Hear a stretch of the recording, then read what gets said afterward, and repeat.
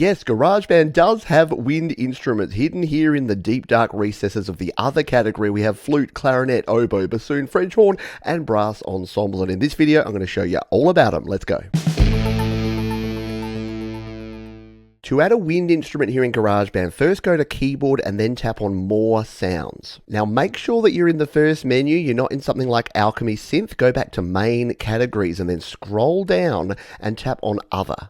And here you can see we have at the very top here all of our wind instruments, as well as a bunch of other things like our world instruments and guitars, which you can also access using the keyboard. Let's check out our first instrument here, the flute. Now in this video, I'm not going to go through all of the different keyboard options because I cover those in other videos, which you can find linked down in the description. Instead, I'm going to go through only the things that are different with these particular instruments. You may also notice that my keys are quite wide here. I use the keyboard options here to go to the widest keyboard setting, especially when I'm using something like a winds instrument where you'll generally only play one note. If you want to learn more about how to use these keyboard options, once again, a video in the description. To play any of our wind instruments, we simply tap on the notes. You can also use the chords mode, including autoplay, as well as the arpeggiator to create some really cool sounds. And once again, videos on all of those options in the description. With wind instruments, I like to set the velocity here to have like a minimum around the halfway mark and a maximum around about there so that we get a good sound every time we press. The other thing you've probably noticed here is these options, attack and release. Let's explain those now. Attack controls how quickly the sound starts when you hit a note. With the attack right down here, as soon as you tap a note, it will play. If we turn the attack up to maybe half, hear how we get that build up, and if we turn the attack all the way around, you'll get this really slow kind of build,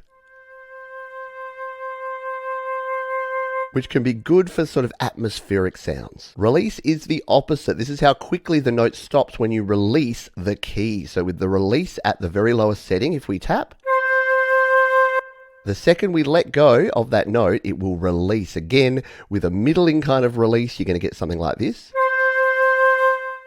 You can hear that tail, and if we go all the way around, even with just a simple tap, you get a very long tail on your note. To record in a wind instrument, just hit record and play. Let's add another wind instrument. We're going to hit the plus button here. Once again, go to keyboard, more sounds, other, and this time let's add a clarinet. Let's adjust our velocity, and this time let's go with a slightly slower attack so we can get more of a building kind of sound here, and we'll use this as a bit of a bass. To change an instrument, all we need to do is tap right here on the instrument. Let's say we wanted this clarinet to instead be an oboe sound. All we need to do is tap on the oboe, hit done, and now we'll get an oboe sound on this track. Let's take a listen.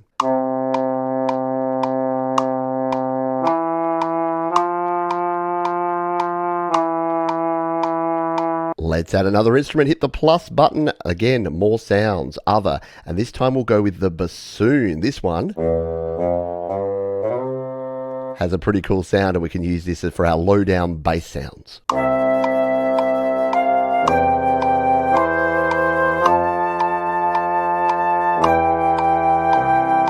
Back to our track view, let's hit the plus button and add another one. Again, more sounds and other. This time we're going to go into some brass. We've got the French horn here, which sounds like this. This time let's use the arpeggiator here by tapping that one, hitting the run button, and doing some French horn with maybe some eighth notes here with something like a...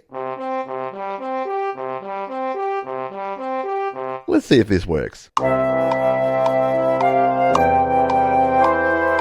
We have one more wind instrument to look at, and again, more sounds, other. This time it's the brass ensemble, which gives us a big brassy trumpet and trombone kind of sound that can be cool for those jazzy numbers you might be playing. And for this one, the chords mode can sometimes work well because you get some cool chord action going on here. There you have it, your wind instruments here in GarageBand iOS. Some very cool sounds that you can play around with and explore and use in your next projects. If you'd like to learn more, check out the other videos down in the description, and I'll see you next time.